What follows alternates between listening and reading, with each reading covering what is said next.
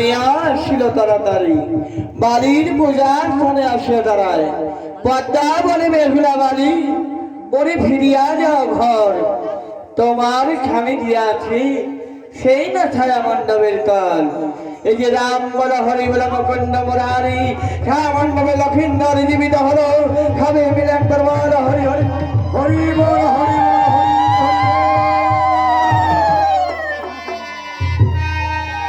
বিয়ে মশাই, আপনার পুত্রে বিয়ে করতে এসে হঠাৎ করে কেন ছায়াপড়ে তো ঢলে পড়লো বিয়ে মশাই? আমার এই ভুল কর্মের জন্য আজ বন্ধুরা আমার এই ছায়া মণ্ডপ ঢলে পড়েছে। সে কি ভুল